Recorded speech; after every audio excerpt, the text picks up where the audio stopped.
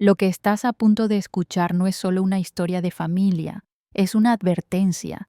Quédate hasta el final porque lo que ocurrió en Madrid aquella tarde cambiará la forma en que ves la lealtad, la traición y la fuerza de una mujer que se negó a ser invisible.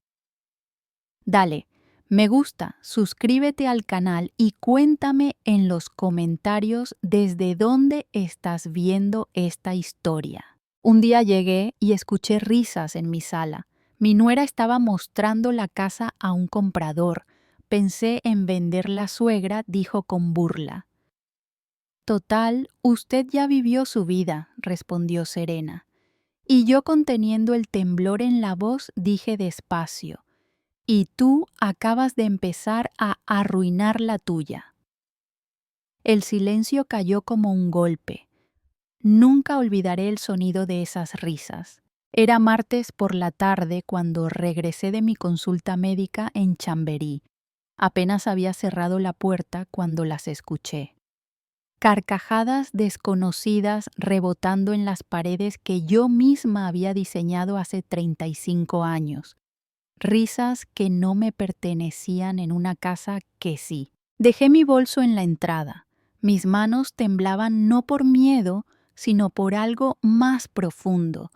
Caminé despacio hacia la sala, cada paso sobre el piso de madera de roble que elegí pieza por pieza.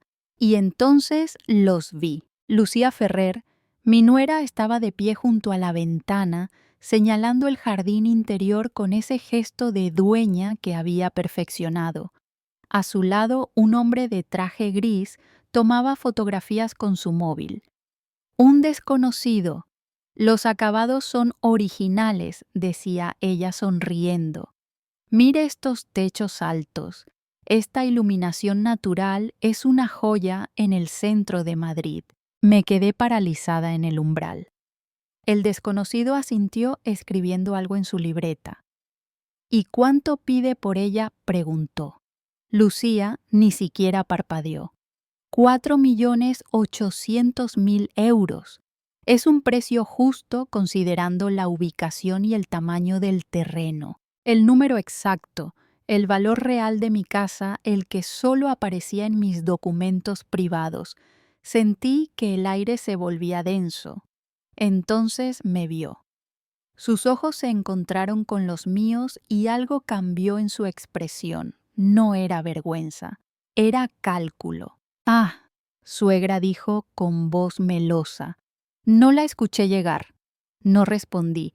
Solo sostuve su mirada mientras el desconocido me extendía la mano.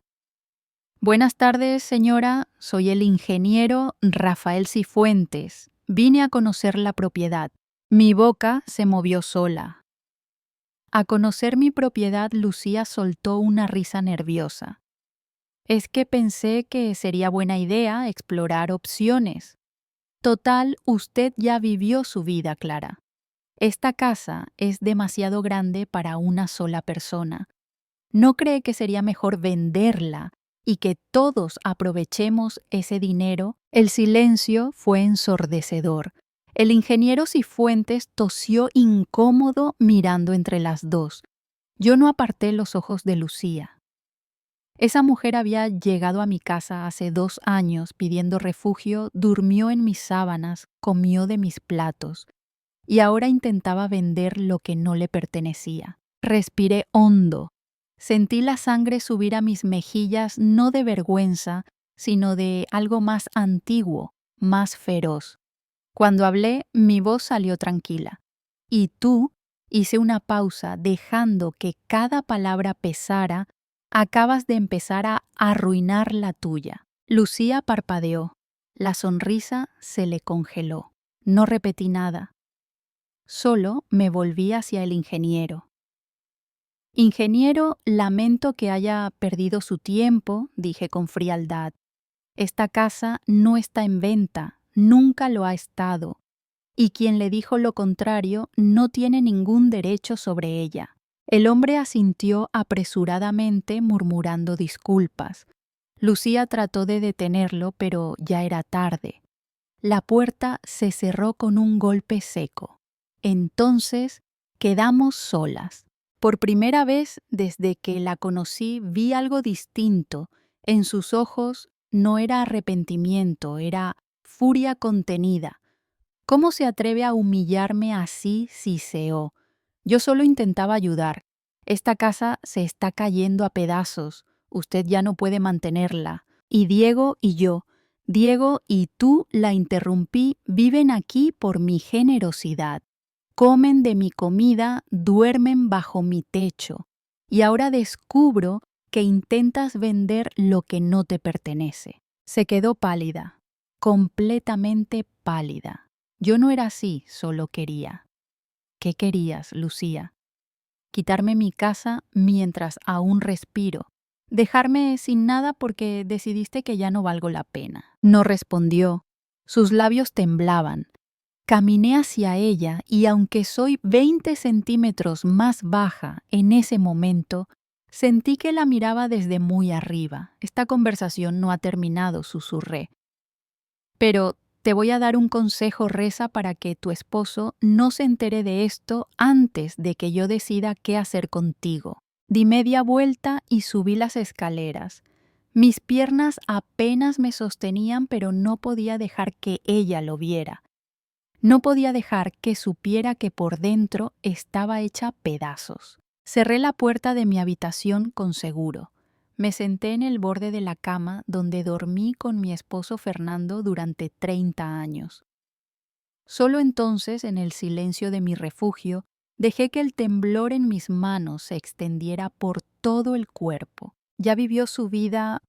¿Cómo se atrevía? ¿Cómo se atrevía a decidir que mi tiempo había terminado, que no merecía ni el techo que levanté con mis propias manos?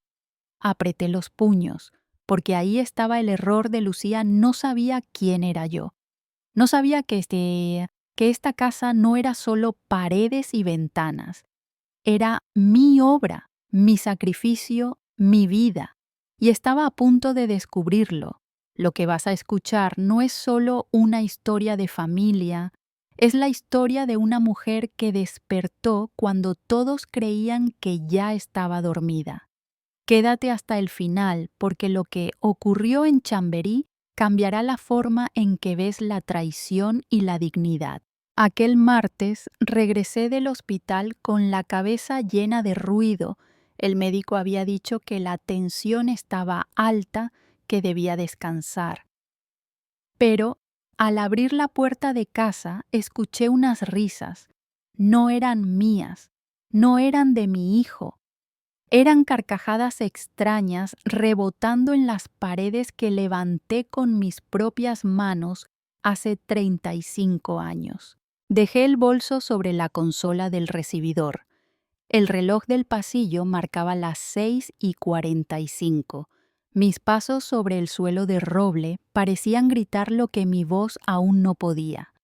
Avancé hacia el salón conteniendo la respiración. Lucía Ferrer, mi nuera, estaba allí de pie junto a la ventana. Su voz sonaba dulce, casi profesional. Los techos son originales, decía al hombre que la acompañaba. La luz entra todo el día, es una joya en el corazón de Madrid. Me quedé inmóvil. El desconocido elegante hacía fotos con el móvil. Lucía sonreía como si aquella casa le perteneciera. Cuando él preguntó el precio, respondió sin dudar 4.800.000 euros. Mi casa, mi vida. El aire se volvió pesado. Lucía se giró. Suegra, no la oí llegar. Solo estamos valorando opciones, dijo. Esta casa es demasiado grande para una sola persona. Usted ya vivió su vida. Las palabras me atravesaron como una cuchilla. Respiré hondo y contesté despacio. Y tú acabas de empezar a arruinar la tuya. El silencio fue un muro.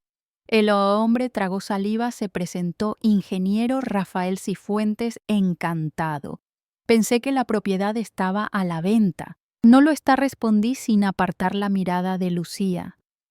y quien le dijo lo contrario no tiene derecho sobre ella. El ingeniero se disculpó y salió.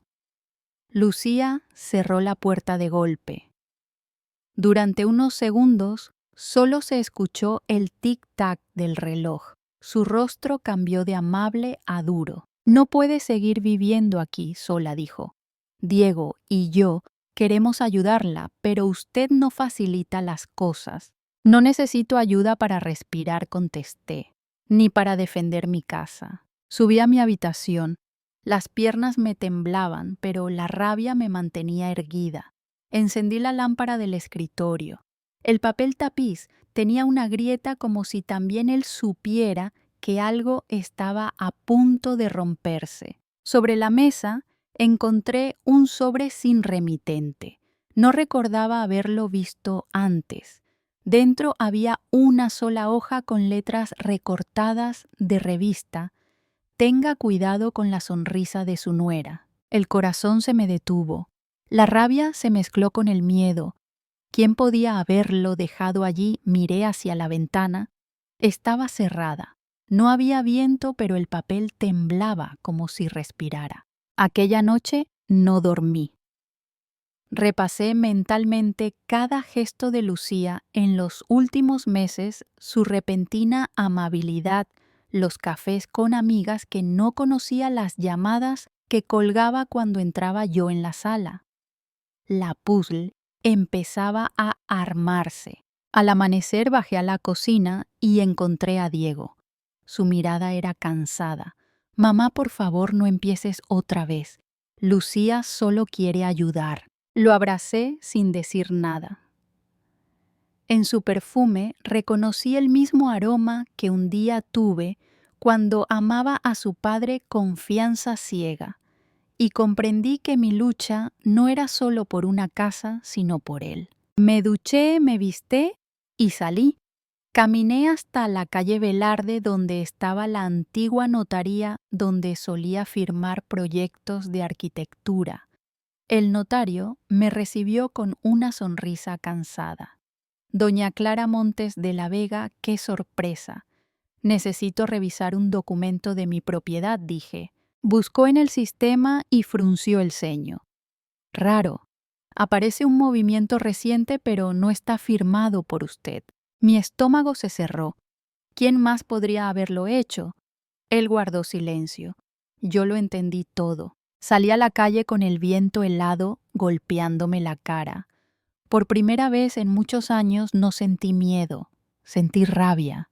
Una rabia vieja densa como la de una madre a la que intentan robar lo único que le queda de su vida. Esa tarde me senté frente al espejo del baño.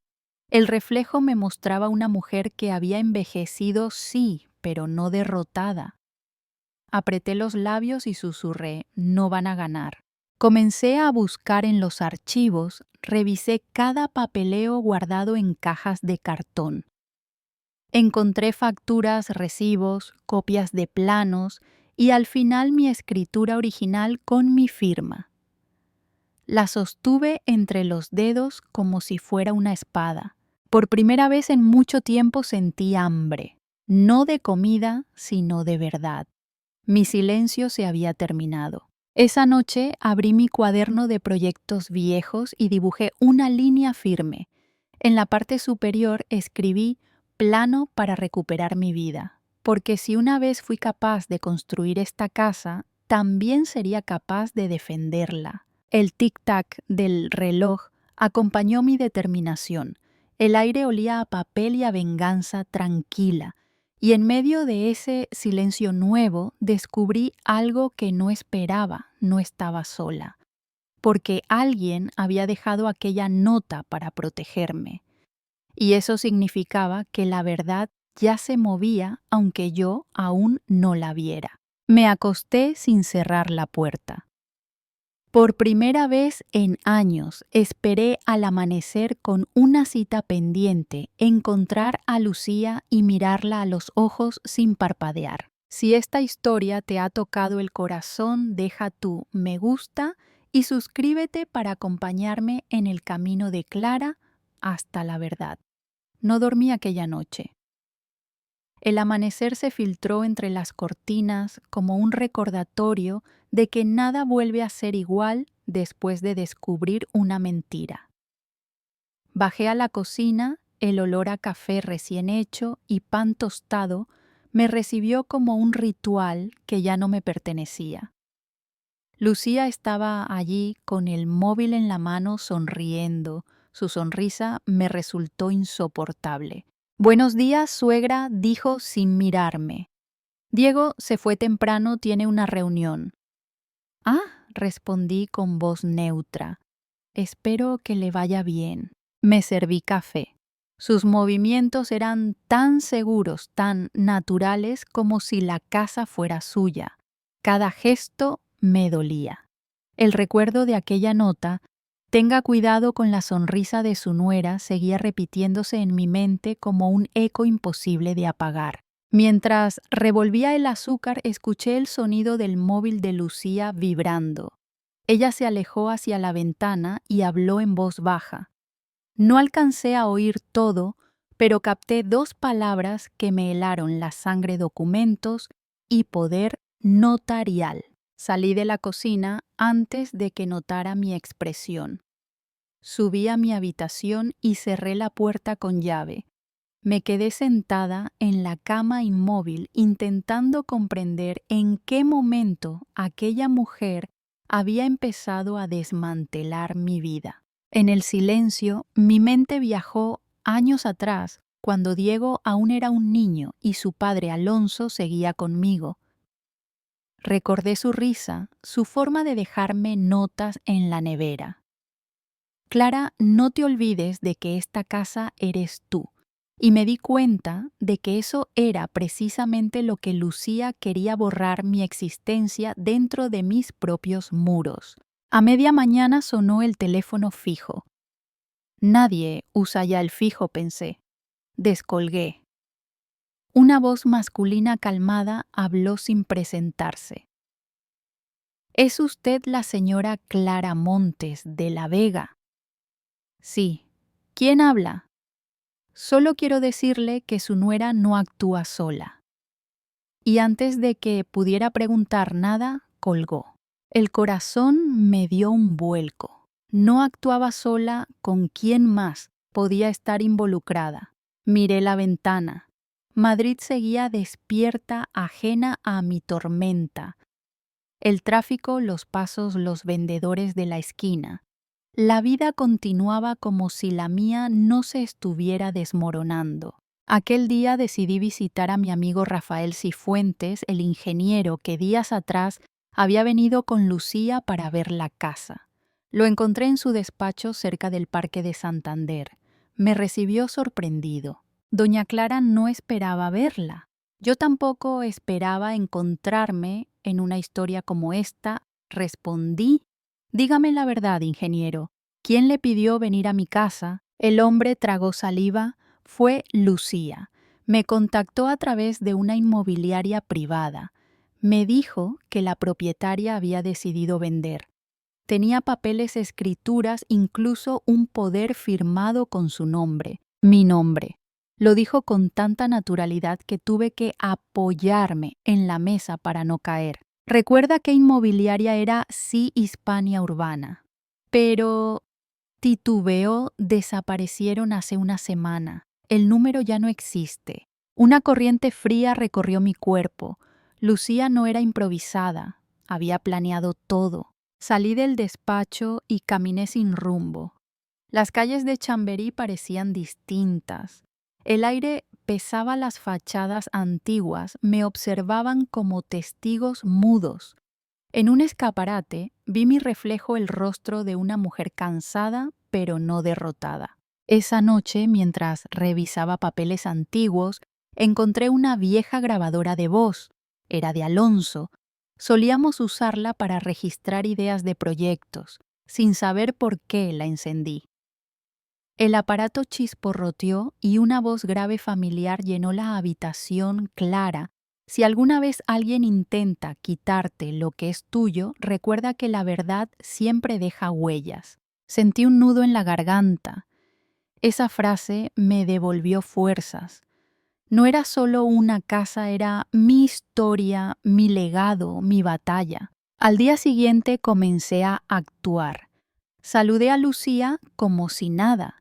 Le pregunté si quería que la acompañara al mercado. Aceptó sorprendida. Mientras caminábamos entre puestos de flores y frutas, observé cómo saludaba a todo el mundo con esa sonrisa impecable. Pero detrás de su voz amable había una tensión que solo alguien despierto podía notar. De regreso en casa, Diego llegó con una expresión preocupada. Mamá Lucía me dijo que discutisteis. No fue discusión, respondí, fue una conversación necesaria. Él suspiró, me miró con ternura y cansancio. No quiero más problemas. A veces, hijo, los problemas son la única forma de ver quién está realmente de tu lado. Esa noche, cuando el silencio volvió a ocupar cada rincón, me senté frente al ordenador. Abrí un archivo nuevo y escribí en mayúsculas Historias de venganza. Clara Montes de la Vega. No era un título, era un recordatorio, una promesa, porque entendí que no estaba sola, que muchas mujeres de mi edad habían vivido algo parecido, no era hijastro, socio o amigo que intentó borrar sus huellas. Historias de abuso, de manipulación, de pérdida. Historias de venganza que no nacen del odio, sino de la necesidad de recuperar lo que es justo. Esa noche antes de dormir escribí en mi diario: hoy comprendí que la peor traición no duele por el acto en sí, sino por quien la ejecuta con una sonrisa. Miré hacia el pasillo y vi la sombra de Lucía moverse frente a la puerta de mi habitación. No entró. Solo esperó unos segundos escuchando. Yo fingí dormir, pero dentro de mí algo ya había despertado por completo. A veces la venganza no se grita. Se cocina lenta, en silencio, mientras el enemigo cree que aún estás dormida, y yo ya había encendido el fuego. ¿Tú qué harías en mi lugar? Pulsa 0 si guardarías silencio, o 1 si, como yo, empezarías tu propia historia de justicia, porque al final todos llevamos dentro nuestras propias historias de venganza. Durante días guardé silencio, un silencio calculado como el de una cazadora que estudia cada movimiento antes de atacar. Lucía seguía actuando como si nada, segura de que yo no sabía nada, pero por dentro mi mente ya estaba construyendo un plano con la precisión de los años en que diseñaba casas y vidas. Había comprendido que la fuerza no siempre está en gritar, sino en observar. Mi rabia se había enfriado y al enfriarse se había vuelto peligrosa. Era una llama contenida exacta que solo esperaba el momento de encenderlo todo. La llamada anónima del hombre seguía resonando en mi cabeza. Su nuera no actúa sola. Necesitaba saber quién más estaba detrás. Y para eso debía salir del terreno emocional y entrar en el racional, el que siempre dominé mejor, el de los hechos. Fui al registro de la propiedad donde aún conservaban mis antiguos planos de la casa. Allí trabajaba un viejo conocido, don Ernesto Aguilar, notario retirado, amigo de mi difunto esposo. No lo veía desde hacía más de una década. Clara Montes, dijo con una sonrisa cansada, creí que ya te habías olvidado de este lugar. No, Ernesto. Algunos recuerdos nunca se abandonan, solo se archivan, respondí. Le conté lo sucedido. Escuchó en silencio sin interrumpirme. Cuando terminé me miró con seriedad. Esa mujer ha falsificado documentos. Y si hay más de una firma, alguien del gremio está colaborando. Eso mismo pienso, le dije. Necesito su ayuda. Ernesto asintió lentamente. Puedo verificar si la firma que aparece en ese poder notarial corresponde a algún colega en activo. Y si descubrimos que no existe, entonces tendrás pruebas legales para destruir su plan. Salí de su despacho con una mezcla extraña de alivio y adrenalina. Por primera vez en semanas sentía que no estaba a la defensiva. Tenía el control. Aquella noche fingí cansancio. Cené con Lucía y Diego escuchando sus conversaciones triviales. Lucía hablaba del futuro, de nuevos proyectos, de una oportunidad en Bélgica. Cada palabra confirmaba mi sospecha. Planeaba marcharse con el dinero de la venta. Mientras ella servía el vino, observé sus manos, perfectas, cuidadas, sin una grieta. Manos de quien nunca ha construido nada. Pensé en las mías marcadas por los años, por el trabajo, por la vida. Y comprendí que mi mayor fortaleza era precisamente esa haber sobrevivido. A medianoche recibí un mensaje de Ernesto. Solo decía mañana 10 en punto. Trae el documento falso. No pude dormir. Miré las sombras en el techo y supe que el amanecer traería respuestas. Al día siguiente llevé la copia del poder notarial que Lucía había intentado usar. Ernesto la analizó bajo una lupa. Aquí está, murmuró.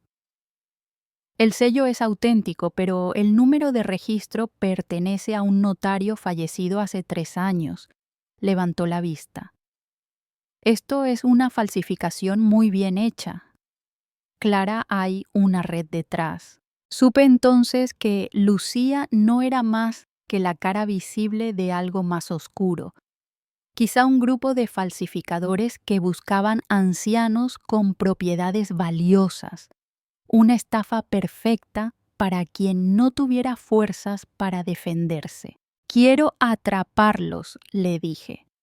Y lo harás, respondió él, pero no con ira, con inteligencia. Sonreí. Por fin alguien hablaba mi idioma. Decidimos preparar una trampa, una puesta en escena. Yo fingiría aceptar vender la casa a un supuesto comprador y el notario sería el propio Ernesto disfrazado de intermediario legal. Necesitábamos que Lucía revelara su verdadera intención delante de testigos. Durante 3 días practiqué cada palabra frente al espejo. Ensayé mi voz para que sonara frágil, resignada como una mujer vencida. Cada gesto debía parecer real, cada mirada convincente. El cuarto día, Lucía me encontró en la sala con los papeles sobre la mesa. He pensado en lo que dijiste, le dije suavemente. Quizá tengas razón, tal vez ya sea hora de vender. Sus ojos brillaron. Por un momento creí ver la codicia desnuda sin maquillaje. No se arrepentirá, Clara dijo tocándome el hombro. Dentro de mí sonreí. Había caído en la trampa. Esa noche, mientras preparaba los documentos, escribí una nota para mí misma. No busco venganza, busco equilibrio. Pero a veces el equilibrio llega vestido de justicia. Sabía que lo que estaba a punto de hacer era peligroso, pero también sabía que muchas mujeres como yo habían vivido lo mismo. Sus historias como la mía no eran cuentos de resignación, eran historias emocionantes de valor y de coraje. Historias de aquellas que los jóvenes deberían escuchar para no repetir los mismos errores. El día siguiente amaneció frío, con ese cielo gris de Madrid que anuncia finales y principios. Me vestí con un abrigo claro, me miré al espejo y reconocí en mis ojos algo que no veía desde hacía años: determinación. Lucía llegó puntual con su bolso de cuero y su sonrisa impostada. ¿Lista para firmar?, preguntó. Más que nunca, respondí. Tomé el sobre con los documentos y lo guardé en mi bolso. Afuera nos esperaba un coche negro. El chofer nos abriría la puerta hacia un destino que Lucía creía dominar. Pero esa vez el guión lo había escrito yo. Mientras el vehículo arrancaba, pensé que aunque la vida esté llena de engaños, siempre hay un momento para escribir nuestras propias historias emocionantes. Y el mío acababa de empezar. Nunca olvidaré aquella noche. Madrid se tiñó de un silencio extraño, como si la ciudad supiera que algo iba a romperse. Las farolas de Chamberí brillaban como testigos mudos del destino. Lucía me había insistido en que hiciéramos una cena familiar para cerrar el trato de la venta. No imaginaba que sería la cena que sellaría su caída. Pasé la tarde preparando cada detalle. La mesa del comedor, que tantas veces había visto celebraciones y lágrimas, estaba impecable mantel blanco, copas de cristal, el viejo candelabro de plata que fue regalo de boda. Todo parecía una noche normal. Pero debajo de esa apariencia tranquila se escondía un secreto. Dentro del candelabro, cuidadosamente disimulado, había un pequeño micrófono. Era el nuevo dispositivo que me había entregado Ernesto esa mañana. «Grabe todo», Clara me dijo. «No deje que la verdad se pierda entre palabras vacías». Aquellas palabras me acompañaban como una oración. A las 9 en punto sonó el timbre. Lucía entró primero elegante, perfumada, con esa seguridad de quien se cree vencedora. Detrás de ella venía Diego con una sonrisa cansada y el ingeniero Cifuentes, el supuesto comprador. Yo los recibí con serenidad. Por dentro, mi corazón era un tambor, pero mi rostro seguía siendo el de siempre. «Gracias por venir», dije. «Esta noche, antes de firmar nada, quiero brindar por la familia». Nos sentamos. El vino corría, las palabras fluían. Lucía hablaba sin parar, convencida de que al día siguiente tendría el dinero en sus manos. Diego la miraba con mezcla de amor y agotamiento. Yo esperaba el momento exacto.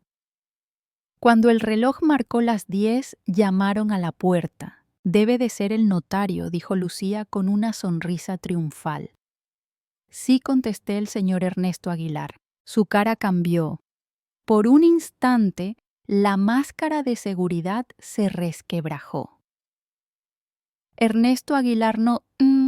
Pensé que vendría», Carmona balbuceó.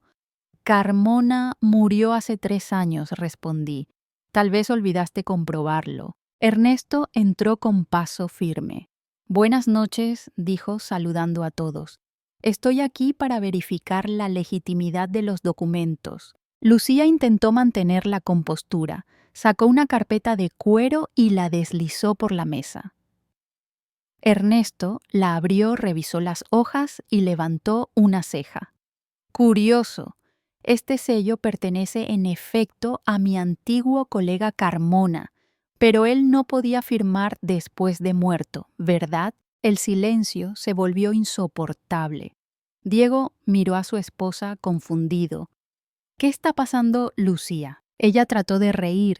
«Debe de haber un error administrativo, nada grave».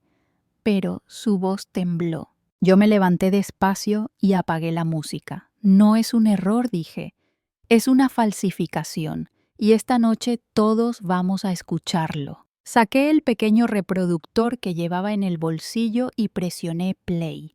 De inmediato, una voz clara llenó la habitación. Era la grabación de Lucía, hablando con un hombre desconocido la misma tarde en que creía que yo no la escuchaba. «Todo está listo. La anciana firmará. En cuanto tenga el dinero, desaparecemos.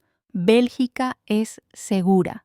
El sonido golpeó las paredes. Diego se puso de pie blanco como la cera. «¿Eso es cierto, Lucía? ¿Ibas a huir?». Ella negó con la cabeza, llorando, buscando una excusa que no llegaba.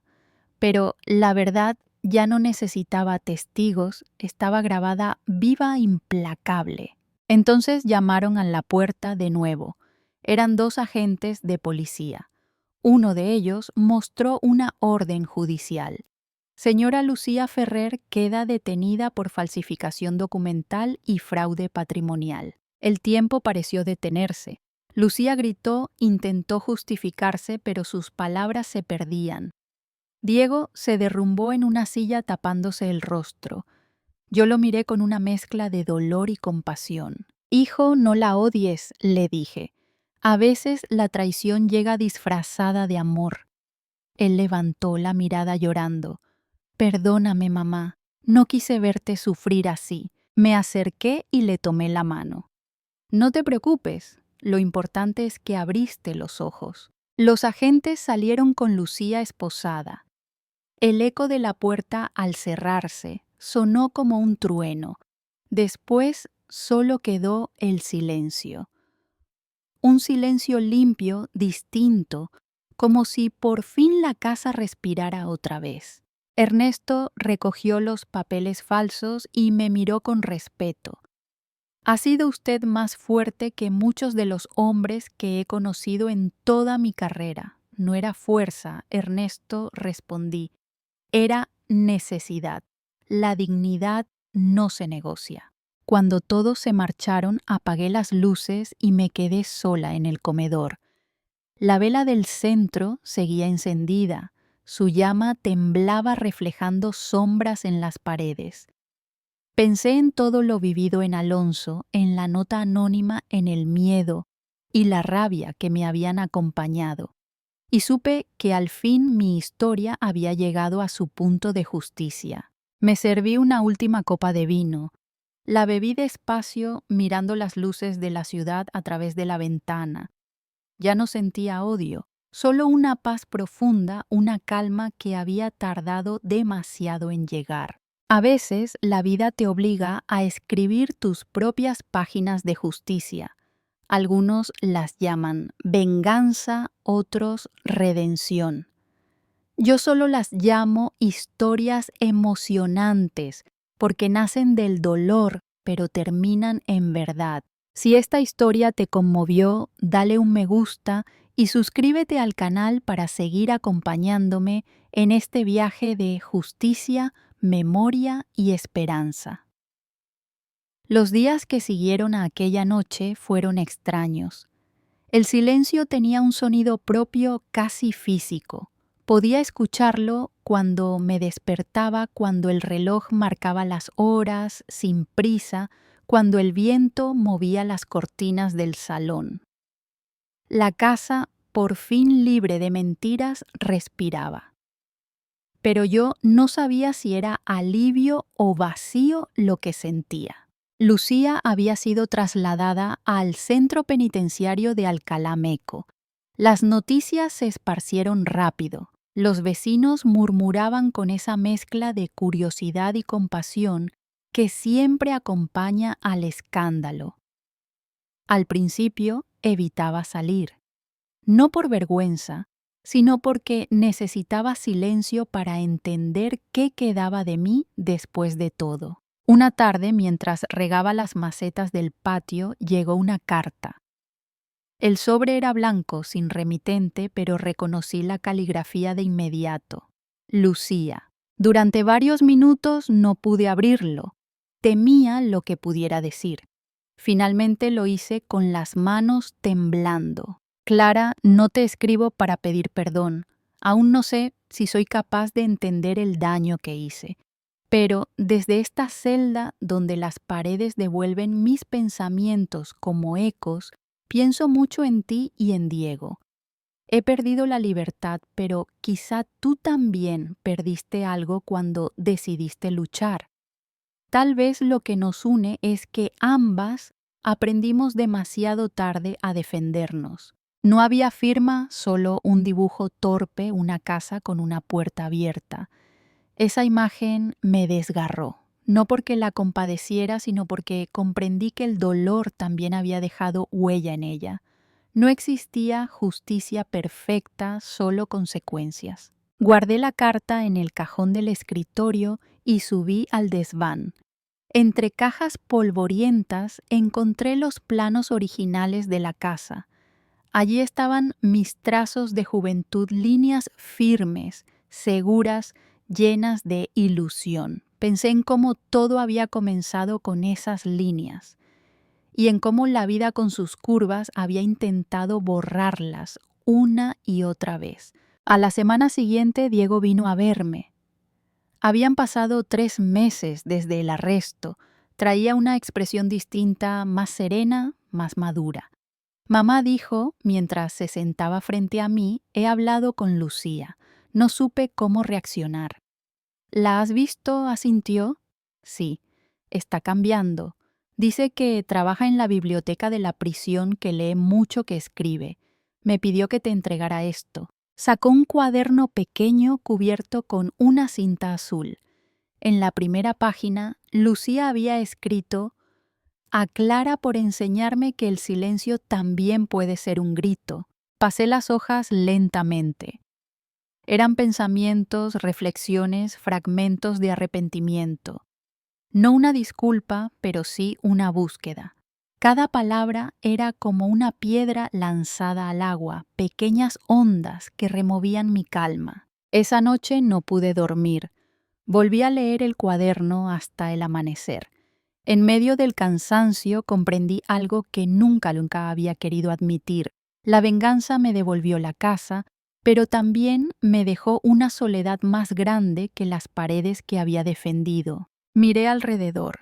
El salón seguía igual que aquella noche, la copa de cristal, el mantel blanco, el candelabro de plata. Todo ordenado, todo intacto. Y sin embargo, algo faltaba: el ruido de la vida. Durante semanas me dediqué a reparar lo que el tiempo había roto. Replanté el limonero del patio, arreglé las ventanas, pinté las paredes del despacho de color marfil. Cada brochazo era una forma de sanar, de cubrir las cicatrices sin borrarlas del todo. Un domingo, mientras limpiaba los armarios, encontré la vieja grabadora de Alonso. Decidí volver a escuchar su voz. La cinta se había deformado un poco, pero aún se distinguían sus palabras. Clara, cuando sientas que el mundo se te cae encima, recuerda que tú lo construiste una vez, y quien construye puede reconstruir. Aquella frase fue el impulso que necesitaba. Decidí escribir de nuevo, pero no planos ni memorias judiciales. Escribí sobre mi historia, sobre la traición, la lucha, la culpa, la dignidad. No para buscar compasión, sino para dejar testimonio, porque entendí que mi historia, con toda su crudeza, podía ser una de esas historias que inspiran a las mujeres que un día se sintieron invisibles. Poco a poco, la casa volvió a llenarse de vida. Diego venía cada semana. A veces se quedaba a cenar, otras traía flores para el jardín. No hablábamos mucho de Lucía, no hacía falta. El silencio entre nosotros ya no era pesado, era comprensión. Un día, al salir del supermercado, una mujer mayor se me acercó. ¿Usted es la señora Montes de la Vega?, preguntó. Asentí. Vi su historia en el periódico. Quiero que sepa que gracias a usted denuncié a mi sobrino. Me robaba la pensión cada mes. Sus ojos se llenaron de lágrimas. No se imagina cuánto me ayudó. Me quedé sin palabras. Por primera vez entendí el sentido profundo de todo aquello. Mi dolor había servido de espejo para otros. Mi lucha había abierto una puerta. Aquella noche, en mi cuaderno, escribí una sola línea. A veces la vida te obliga a convertir el sufrimiento en enseñanza, y cuando lo haces, nace la esperanza. Los meses siguieron su curso. Las flores del jardín crecieron. Los ruidos de la ciudad volvieron a ser compañía, no amenaza. Ya no temía al silencio, era mi aliado. El sonido de la paz se parecía mucho al de la soledad aceptada. Un año después del juicio recibí otra carta, esta vez del despacho de Ernesto. Me informaba que la notaría de Carmona, la que Lucía había usado para falsificar, había sido clausurada definitivamente y todos los implicados estaban bajo proceso. Leí la carta sin alegría ni rencor. solo con la serenidad de quien ya no necesita ganar más batallas. Guardé la carta en el mismo cajón donde reposaban las notas de Lucía y los planos de la casa. Miré por la ventana. El sol se filtraba entre las hojas del limonero nuevo. La luz tenía un color distinto, el de la vida, que vuelve el de la calma después del trueno. Me serví una taza de té y me senté en el patio. Escuché el canto de los gorriones y el murmullo lejano de los vecinos. Pensé en todo lo perdido y en todo lo recuperado. Y comprendí que no todo final necesita ruido ni venganza. Algunos finales, los verdaderos, llegan con un suspiro y una sonrisa tranquila. Porque hay historias que nacen del dolor pero florecen en la paz.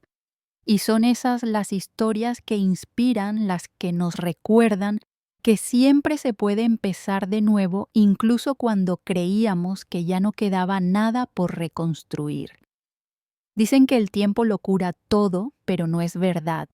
El tiempo solo da espacio para aprender a mirar el dolor con otros ojos. Y eso fue lo que hice. Aprendí a mirar mi historia no como una tragedia, sino como una oportunidad de renacer. Había pasado más de un año desde el juicio. La casa en Chamberí volvía a tener vida, las ventanas abiertas, las cortinas nuevas, las paredes pintadas con colores cálidos. Cada rincón tenía una historia, pero ya no dolía recordarla. Era parte de mí como las arrugas que marcan el paso del tiempo sin avergonzar. Por las mañanas el sol entraba por el patio y acariciaba las hojas del limonero joven.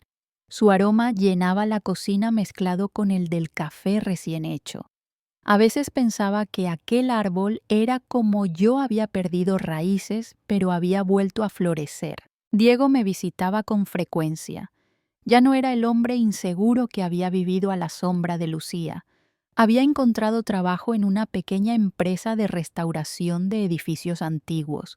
Mamá, aprendí algo. De ti, me dijo una tarde, que los cimientos más fuertes se construyen después del temblor. Le sonreí. A veces los hijos aprenden con nuestras heridas más que con nuestras palabras.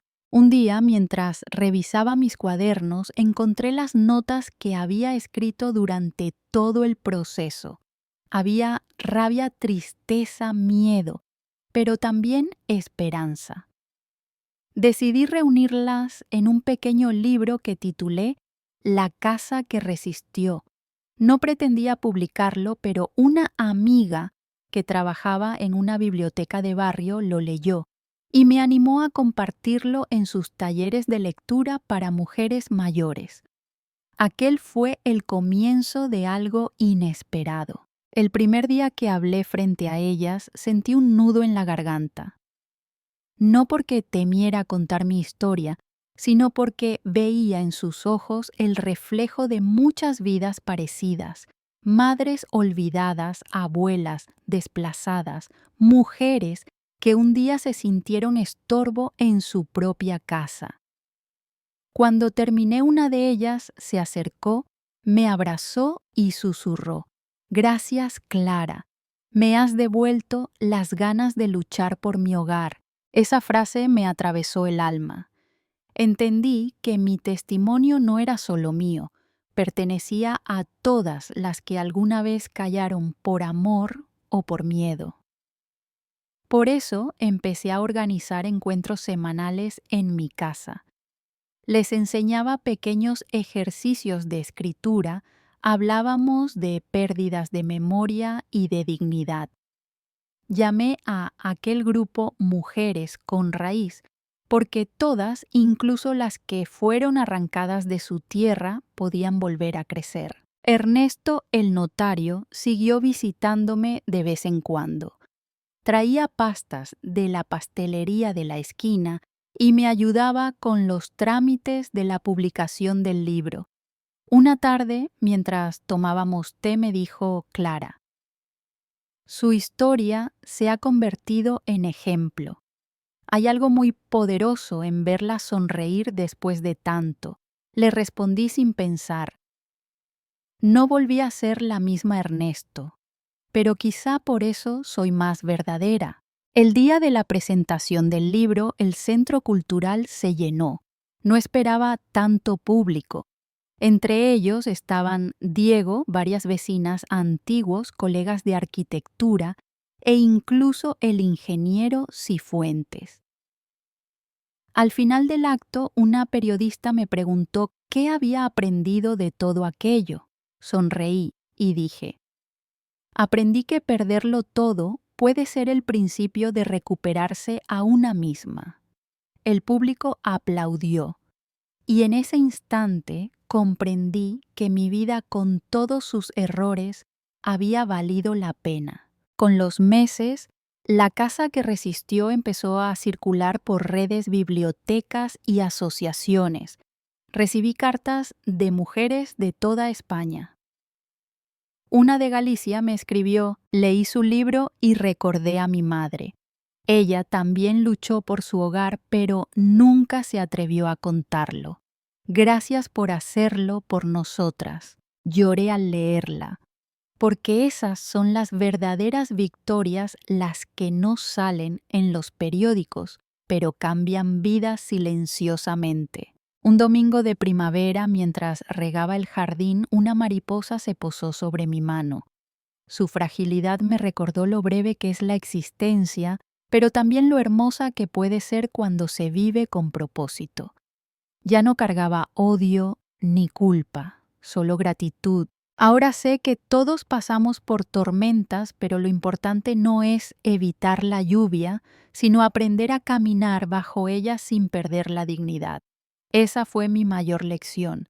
Y cada vez que miro mi casa, recuerdo que no se trata de ladrillos, sino de raíces, recuerdos y coraje. A veces pienso que Alonso, mi esposo, habría estado orgulloso de verme así, y que quizás en algún rincón del tiempo sonríe al saber que su voz, aquella vieja grabación, me salvó más de una vez, porque hay amores que no mueren, solo cambian de forma.